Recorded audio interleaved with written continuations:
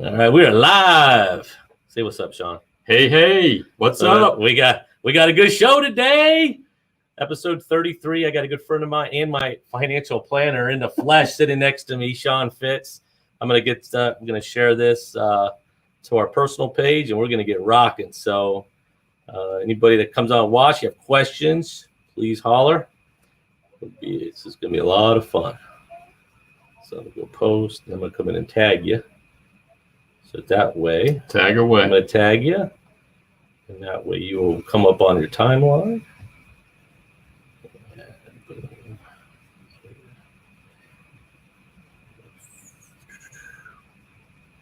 it is. Oh, we're going to tag Teresa too. Sure. Yeah. And then we'll tag home. Terb. We're going to get started. Promise. Save. Look at that. Ready to go personal. All right. All right. And then we can hit record here. And welcome to the Super Terb Podcast. I'm your host, Michael Turbot, a.k.a. Super Terb, a.k.a. Coach Terb. And I can't thank you guys enough for joining me on the Super Terb Podcast, episode 33. I started this. I don't even know why I tell everybody why I started this podcast, but it's just more ingrained. I started this podcast last fall. Actually coming up probably on the year anniversary next couple months to talk about real estate, business, sports, and beer in the triangle. More importantly, to talk to entrepreneurs, business owners, agents, coaches, you know it, name it, to tell their story and just learn about what they do and how they started their business and what drives them. Also, you know me, I always like to also talk about real estate, give a real estate tip, and then feature a local beer of the week after we're all done. But before we get started, I want this guy to my right, I guess your left, Sean Fitz. He is, I don't know, you've been down with, we're with Northwestern Mutual, but Pure Wealth Strategies, financial planner, financial advisor. I thought it would be great for him to come on, just talk more about the importance of having someone in your corner to talk about business and build wealth, as well as savings and build for the future. Because a lot of times people don't think about this till it's too late. And then they want to start like, oh my gosh, you've been with, I believe, Northwestern since 2008. Yes. Correct. All right, cool. So we're going to talk more about how you coach clients to, again, protect their money, build wealth, and have a game plan. So before we get started, though, I want to talk real estate real fast, guys. And if you guys have noticed, obviously we're in the middle. It's hard to believe it's middle of September already, Sean.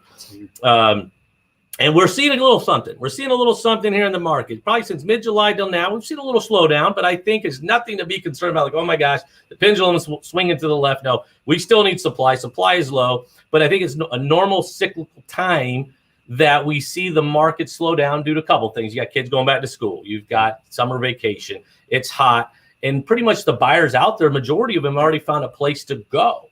But don't get me wrong. There are a lot of buyers still out there looking. And that's my message to you today. If you have been on the fence about buying, or maybe you just have gotten frustrated, like, you know what, I'm tired of dealing with 20 offers, 15 offers. Well, I got some good news for you. Let's get back in the game. We're going to put you up, get you in the right game plan. And instead of those 10 offers, you may only be up against 5. And the same token, sellers, there's still no better time to sell. A couple reasons. One, no inventory. We're about to have 2 listings go live in the next couple weeks they're phenomenal. One in Wake Forest, one North Raleigh. When you're doing market analysis, there's still nothing for sale. So I always tell, because I'm already starting to get calls and emails to say, hey, what can we sell our home for? And should we wait till the spring? Of course, that's always a common misnomer. Say, hey, let's wait till the spring. My message to them is, if you can sell now, do it now. Why? You're still going to make max value by marketing correctly, pricing correctly with the Super Terb marketing strategy. We're going to get you max dollars. And guess what? The same people that are thinking about marketing or going on the market in the spring, you're going to be with more competition. So if you're thinking about selling now, reach out to me. I'd be happy to give you, obviously a no obligation market analysis, show you how much equity you're sitting on. Be awesome. And then think about, again, if you're thinking about buying, reach out. We'll get you in the right game plan. Make sure we get in touch with one of our preferred lenders, set up a strategy for you guys to win. So again, that's my real estate tip. I'm going to take a quick break. We're going to come back with Sean Fitz on the other side. And welcome back to the Super Terb Podcast. Again, I'm your host, Michael Turbot, a.k.a. Coach Terb, a.k.a. Super Terb, and I have Sean Fitz next to me. I always introduce you because the first question is, well, first, tell everybody your name and what you do and where you're from. Sean Fitz. I am a local boy, born at Old Rex Hospital here in Raleigh. So you don't get any more local than I am. That is awesome. You're born and bred. So, okay. So you've been with Northwestern Mutual now, Pure Wealth Strategies, and we'll get to maybe the difference of what they are. So tell us about what Pure Wealth Strategies is and what you do. Sure. Pure Wealth Strategies is the marketing name for our team. Several years ago, if I'm going to be a financial planner and I'm really going to help clients, need to think about my own financial plan in terms of what if something happens to me? Then what do my clients do? So I got together with some other advisors of mixed ages and stages of life, and we formed a team called Pure Wealth Strategies. And the point of it is pure meaning transparent, wealth meaning, of course, we want to help you build wealth, but strategies, because it's more than just investing to have a financial plan. You have to do more things than that. Pure Wealth Strategies. That's us. Very cool. So you started with Northwestern Mutual. We're still at Northwestern Mutual. They're just a big umbrella. We're a small division, if you will, of Northwestern Mutual. Perfect. What did you do before that? Believe it or not, I spent 15 years in the mortgage world. All right. And it was fantastic. Enjoyed it. But my transition was one of clients came to me and said, hey, how about helping me with this thing? What do you think I should do with my retirement? What should I do with these other financial items? And I couldn't answer the questions legitimately from a standpoint of I'm not licensed. And so I found that there was a big need. People weren't getting planning, didn't have somebody they could trust. So I transitioned because I was a client at the time of Northwestern Mutual. Got involved, and there's no coincidence too that you started at probably the height of the financial crisis.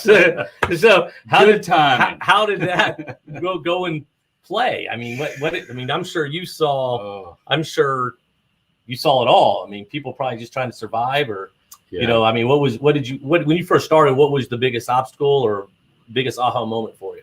Actually, the biggest aha moment was because people saw their investments drop so much, they realized they didn't have a big picture plan, and most of them did not have enough insurance. Mm-hmm. Oddly enough, what they figured out was because the investments move up and down so much, in a bad time, if something tragic were to happen, their family still wouldn't be okay because they were way underinsured.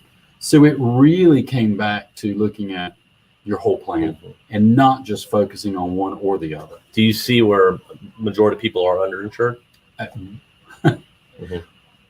A lot, like 90%. Yeah. And the reality of it is, I spoke recently here even, and one of the things that shocked people was that you can have disability protection if you get sick or hurt and can't work for 6 months or a year or 2 years or God forbid forever. You can actually have a check still come in for the rest of that time, and people were just surprised, and they're surprised every day at that. So yes, but it comes back to all people want to talk about is the sexy side of money, investing and, buying the hot tip and doing things that are, I'm going to get 100% return and whatever kind of crazy stuff they come up with. And they forget before you can do that, you got to take care of the bases. You got to take care of, yourself and your family. What do you enjoy most about what you do? Oh, wow. Being able to take somebody who's got pieces, they got some work benefits and they saved a little bit here and they did a few things, but they don't have a vision for what all that means down the road. And they really can't see how is what I'm doing going to get me to where I want to go. So pulling it together in a plan really both energizes me, and then to see them, honestly, I can visibly see clients sometimes relax, their shoulders relax once we've done a plan because they know they're going to be okay. Did you have a sports background? A little bit. I actually ran cross country in the Army. Okay. So you were in the Army. I was in the Army, so yes. The thing about Army is obviously structure. Absolutely. Discipline. And I think what you touched on also is helping coach people. Yes. And getting a game plan together. So that's where you and I have a lot in common. Absolutely. I wasn't in the Army, but I coached, and obviously an athletic background. Yes. Didn't get, highest level was high school, but I coached in college. But the idea of having that game plan and strategy for your clients. So what would be the number one reason why one would need a financial advisor? Because in today's age, I'm sure you see things you can do online yourself, or you can trade on yourself, so, or on your own. But I get the same thing when I'm going to buy or sell my house by myself, right? Yes. So what's the main number one reason? Number one would be context. Google has all the answers. Mhm. You can literally Google up any answer you want about financial questions and insurance and tax and all of it. But if you don't have the context for how those pieces fit together, then what you do may actually be okay, but it's not going to be great. Mhm. And here's an easy one that I see constantly. I get this once a week. Somebody goes, I make too much money to contribute to a Roth IRA. And they have a Roth option at work on their 401k. And I said, there's no income limit. No, I make too much. No, that's for Roth IRAs. For Roth 401k, there's no income limit. You can be contributing right now. Something they don't know. It just they don't know. Get the context of how it all fits together. Yeah. No, I mean, I think that's so vital, because I think people know enough to be dangerous, and they need a professional on their side and understand. Yes. You know, and I think something too. Let me ask you this. You know, because I get this question in real estate, because I think a lot of people don't even know how you're compensated. Obviously, you don't have to get that detailed into it, but how would you say you get paid from your client? You know, because I think, you know, be like, people still think they have to pay a buyer agent commission when you're working with a buyer, right? They don't, you know. Yeah. So I think sometimes they don't know what they don't know, and that's maybe a reason why, if you guys are listening or thinking about wanting to reach out to Sean, is what you can do and do to help them. Yeah, basics. There's a couple fundamental ways. One is, if we're managing assets for somebody, and usually it's a couple $100,000 or more of assets we're managing, then we get paid a fee to manage that money. Mm-hmm. And for that fee, we do planning for them. But if somebody's either younger or they just haven't saved yet, because I see a lot of people in their 40s who have just really started to figure out how to manage money, then we just charge a simple flat fee, and they have our services for, you know, at least 12 months at that point, and then we revisit the planning each year. Gotcha. Now I hear you. What are the things? So you have different companies that one can go to for financial advice. Sure. What would separate yours from your competition? The biggest thing that comes across as I see people and we have those conversations is, we're doing complete full-scale planning. I'm a certified financial planner. And so I'm looking at everything with tax, Social Security, their investments, their insurance, how they're, if they need care when they're older. I mean, I'm looking at everything in the context of how does it all work together for your big picture, not just, oh, well, you're whatever and you need XYZ product. I'm not looking at a product. I'm looking at the plan. Mm-hmm. That's the biggest difference. Then a lot of firms are doing investments, or they sell some insurance, but they're not doing the full plan. Gotcha. No, I mean, that makes sense. And so you kind of touched on in the previous question, what would be, and this may be totally open-ended, but the age that someone should have a discussion with you? Wow. I'd say when you get your first big boy job or big girl job, and you're literally making decent money, you can have a conversation then to do some fundamentals. And I'll use a really good example of someone who started when they were 21, and they've just done some basics, and now they've accumulated some really nice assets, and they've got good, you know, protection if something bad happens, and they're 26. Mm-hmm. But the math says now, because they started early, they have to do so much less later, or they can retire earlier. So the sooner the better. And I get, there could even be an age thing. So I'm going to use that too. We have aged advisors on our team in terms of 28 to 62. Mm-hmm. So if you want to talk to somebody older, we got that person. But if you want to talk to somebody younger, we've got that person, because we're trying to make sure everyone feels comfortable with the advisor. Understood. So if there's, I have a great question for you. Is there one thing that one should do in regards to financial planning? Like, if you're going to start with one thing, what would that be? Emergency fund. Okay, so elaborate. The key there is, you're going to need tires on your car. Your air conditioning could go out on your house. Your refrigerator dies. I just had that. I had a 5.5-year-old refrigerator die. Like, really? Mm-hmm. It's too smart for its own good. Yeah, too smart. I bought a dumb refrigerator this time that actually just cools. But you got to have money for that stuff. It comes. What would be a good amount to have in a emergency fund? That's a perfect question. So I like to use the fundamental of 3 months of what you burn. So if you spend $3,000 every month or $8,000 every month, whatever your number is, what you spend per month, you need at least 3 months of that sitting in cash, and its only job is to be there. It won't make money. It's going to earn 0.0 nothing at the bank. But Just to have it. But its job is if you lose your job, if you have stuff break down, you break a leg and you need to pay some medical bills, that money helps you relax and breathe and know that you don't have to freak out and you're not going to make a crazy decision because you didn't have those reserves. Now, that coincides with the other thing, and that is you've got to protect your income.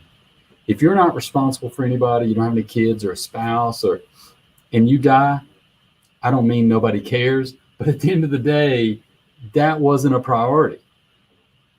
If you get sick or hurt and you can't work for a year, you can burn through everything you say. You can spend 10 years saving and you can burn it in a year. Gotcha. It's amazing. It's amazing. So what, and this goes to my next question, because it didn't hit me till we had kids. That, you need life insurance, right? Yep. That's right. And then you get thrown at different options. And what would be the best advice you give in regards to life insurance? And then it segues into the next one. Are you for term or whole life? Mm-hmm. Because it also seems like, you correct me if I'm wrong, depending on the generation you're talking to, one has a different opinion over the other. It's true. So for the amount, and that's what's critical. The number one thing is you got to get the right amount. And I've never had a widow, and I'm talking about widows in their 40s and 50s for sure. And I have quite a few of those that I work with. I've never had a widow tell me, that's too much. Why don't you take some of that back? But you don't want to be crazy with it. It's where we come back to the planning. If we're doing planning, I'll tell you the exact right amount of coverage to get. Now, whether you get it in some sort of term or whole life or variable or universal or whatever component, that's going to come back to what are the goals for it. And one is not necessarily better than the other, because the main point of it is if you die. That's where we start, if you die.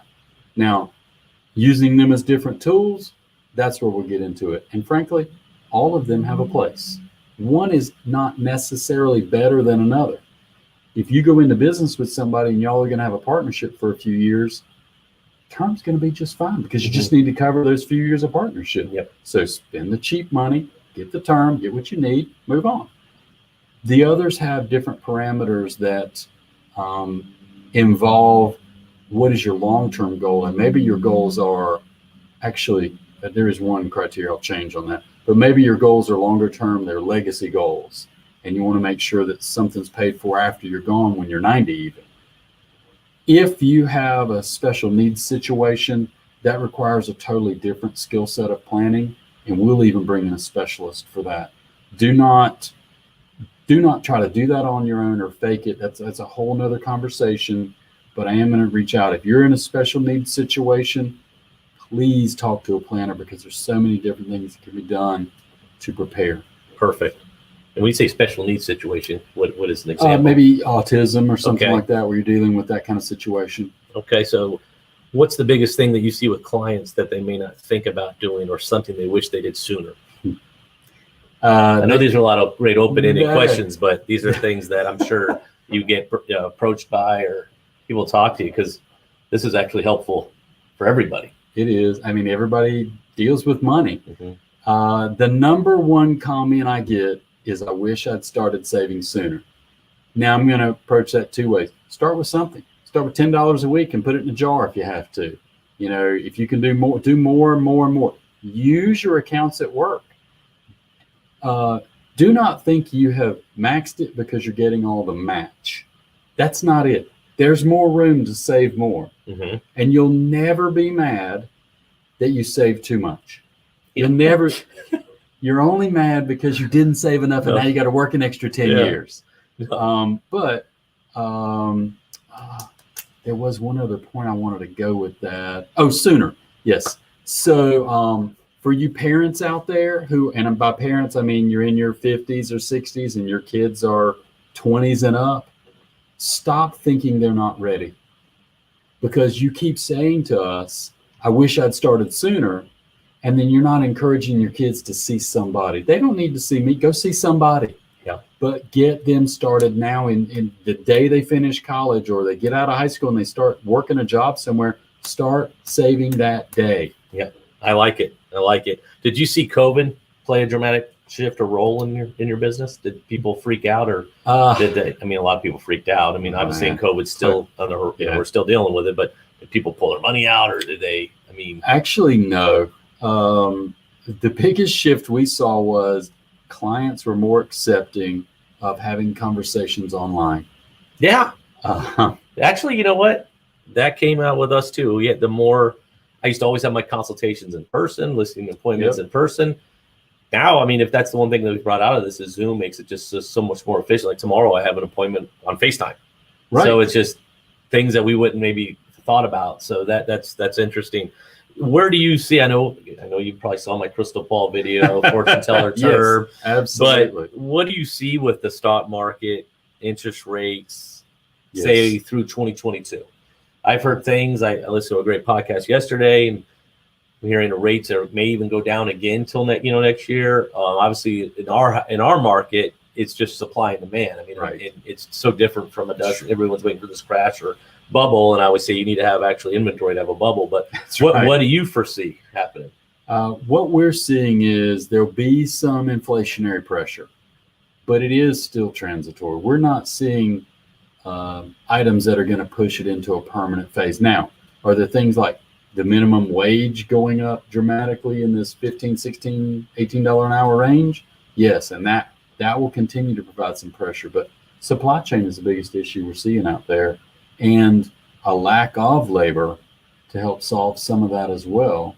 So I think what we're going to see for the remainder of 21 and into 22 is some varied choppiness, unless there's some unknown geopolitical tension that pops up, and usually that just causes a quick dip, and then the market recovers from it as they realize it's not as tragic as everybody thinks it is. And then depending on what the Fed does in playing with rates, I say playing with, but there's no crystal ball for them either. I mean, so realistically, they're still working off they don't know.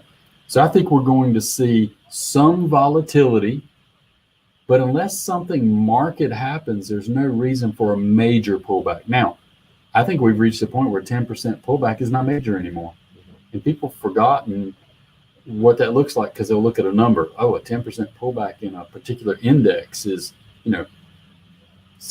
couple thousand points. And it's like, well, so what? No, I mean, I completely agree. I think it's going to be, I still think it's going to continue on, and we'll see.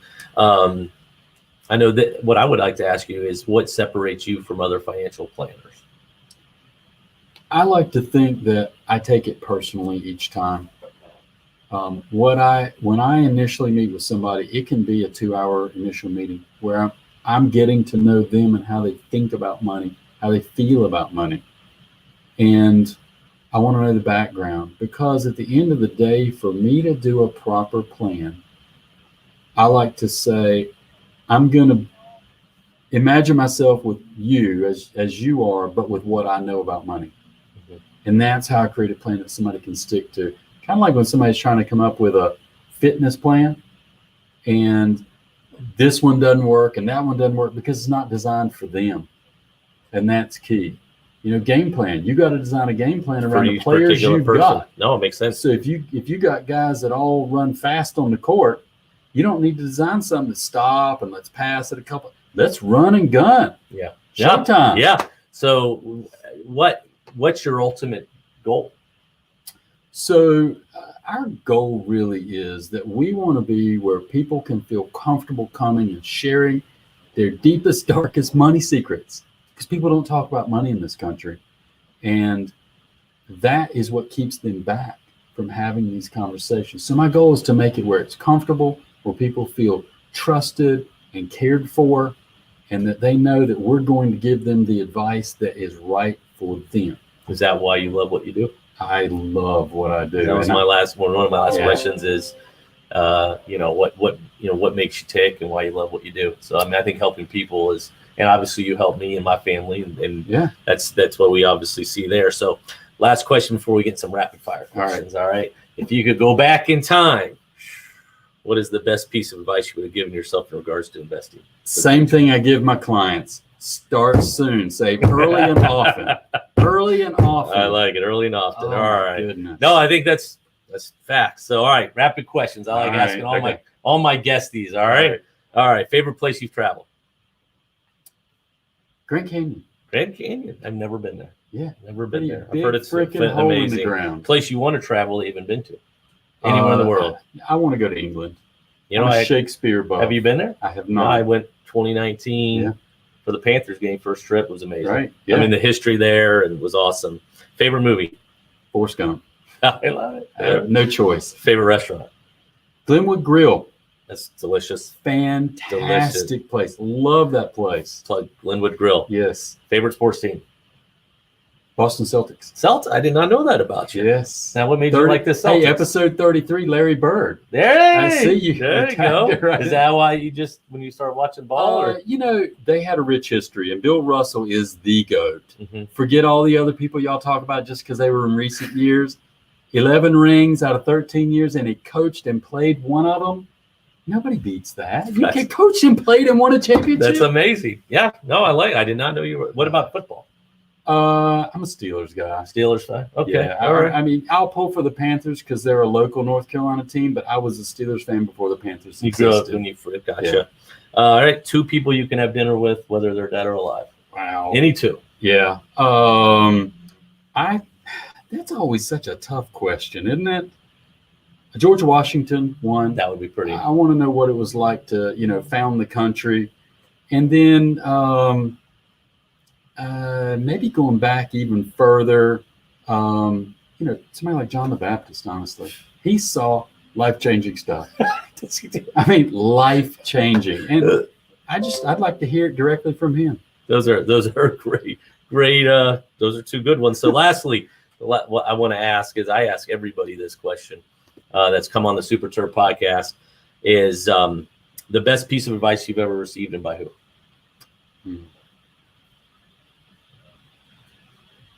I'm going to actually put a book together whenever the Super Terb podcast retires because I've got all great answers. I think the best piece of advice I ever got was to be myself. And I can't specifically go back and say who said it because I've heard it from multiple people, but it was that just be genuine, be myself, not try to be somebody else, because I have skill sets that other people don't have, and just being me is going to endear people to what they need. Got it. Well, tell everyone how they can reach you. Obviously, I'm going to tag you on all the social platforms. So everybody, I appreciate you coming on. Yeah. You're going to stick with me, though. We talk about the local beer of the week here. Absolutely. So tell everybody, how they can reach you and easiest way would be www.seanfitz.com, and that's SEANFITTS, seanfitz.com. It goes straight to my website. You can get my phone number, email, LinkedIn. You can look me up on there. I'm supposed to be the top lead for Sean Fitz. If you go to LinkedIn, you are.